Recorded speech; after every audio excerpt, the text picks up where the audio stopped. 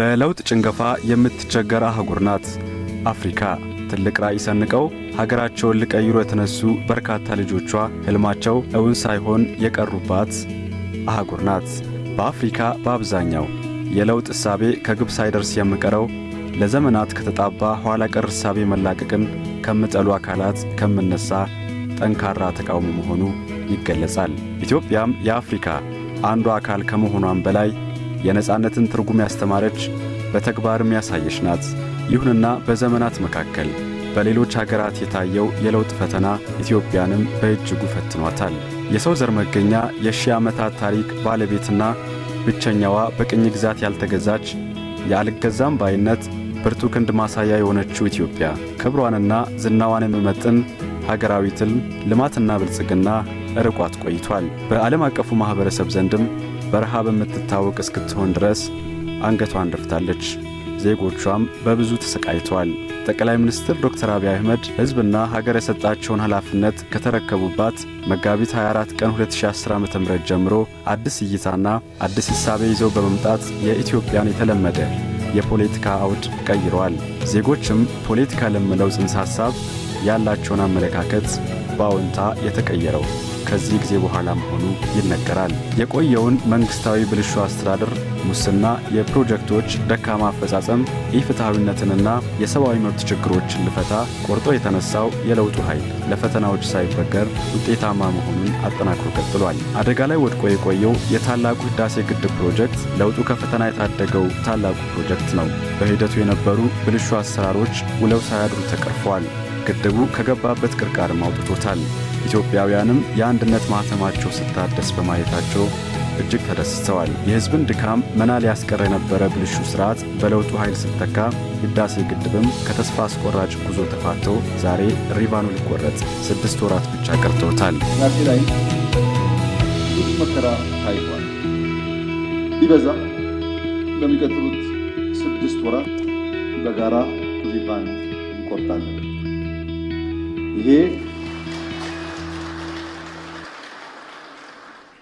ይሄን ጊዜ የምንወስድበት ምክንያት ዝግጅት ስለሚፈልግና አካባቢ ሞቃታማ ስለሆነ የክረምቱን ዝናብ ስለምንፈልገው ብቻ ይሆናል እና ህዳሴ በሚቀጥለው ዓመት መጀመሪያ አካባቢ ታሪክ ይሆናል ማለት ነው። የኢትዮጵያ መጠንከር የሚያሳስባቸው ታሪካዊ ጠላቶችና የውጭ ኃይሎች ግን አልተኙም። ይህን አስቸጋሪ ሁኔታ በኢትዮጵያውያን ኃያል አንድነት ተሻግሮ ዛሬ ላይ ደርሷል። ይህ ከኢትዮጵያውያን የማይወሰድ አንድነት ተጠናክሮ እንዲቀጥል ያስፈልጋል።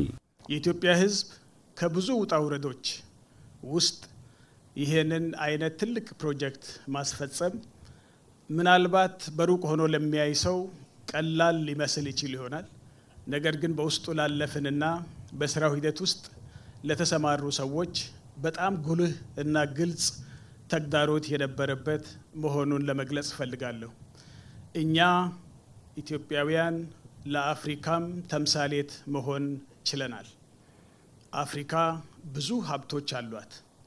ነገር ግን እነዚህን ሀብቶች እንዳይጠቀሙ በከፋፍለ ግዛ መንፈስ ዛሬም በአገራችን እንደሚደረገው የቀበሩት ቦምብ በየቦታው እየፈነዳ አፍሪካ እንዳትለማ አድርጓል።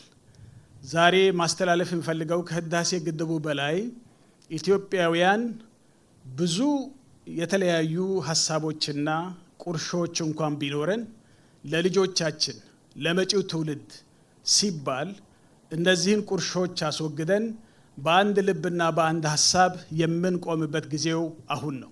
1 ዓመት ያልሞላው የማክሮ ኢኮኖሚ ማሻሻያ በከፍተኛ ጥንቃቄና ቅድመ ዝግጅት ወደ ተግባር በመግባቱ ኢኮኖሚውን ያነቃቃ ሆኗል። በዕዳ ተዘፍቃ የቆየችው ኢትዮጵያ ዛሬ ላይ በ100 ዓመታት ታሪክ ውስጥ ያልነበረ የውጭ ምንዛሬ ክምችት ባለቤት መሆኗን ጠቅላይ ሚኒስትር ዶክተር አብይ አህመድ ከሰሞኑ ለሕዝብ ተወካዮች ምክር ቤት በሰጡት ማብራሪያ መግለጻቸው ይታወሳል። አንዱ የኢትዮጵያ ማክሮ ኢኮኖሚክ ስብራት ችግር የነበረው ሪዘርቭ ነው። የኢትዮጵያ ሪዘርቭ ውስን ነበር። የተከበረው ምክር ቤት ዝርዝሩን ከሚመለከታቸው ጋር እንዲነጋገር ትቼ በጥቅሉ ግን 2011 ኢትዮጵያ ከነበራት ሪዘርቭ ከእጥፍ በላይ ዛሬ አላት። ከእጥፍ በላይ ሪዘርቭ ይዘናል። ከእጥፍ በላይ መሆኑ ብቻ አይደለም፣ በኢትዮጵያ ታሪክ ውስጥ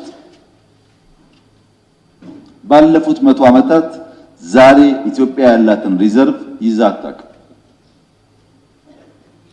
ይሄ ትልቅ እመርታና እፎይታ ነው። የማይጠበቁ ጉዳዮች ሲያጋጥሙ ለተወሰነ ጊዜ ለውጭ ግብይት የሚያግዝ የውጭ ምንዛሪ እንደ ሀገር ማከማቸቱ ጠቃሚ ስለሆነ በሳይንስና ቴክኖሎጂ፣ በግብርና፣ በኃይል አቅርቦት፣ በማኑፋክቸሪንግ፣ በስራ ዕድል ፈጠራ፣ በቱሪዝምና በሌሎችም ዘርፎች ዜጎቿን ተጠቃሚ እያደረገ በአፍሪካ ግዙፍ ኢኮኖሚ በመገንባት ጉዞ ላይ ያለችው ኢትዮጵያ የለውጡን ፈተናዎች በድል እየሻረች መገስገሷን ቀጥላለች።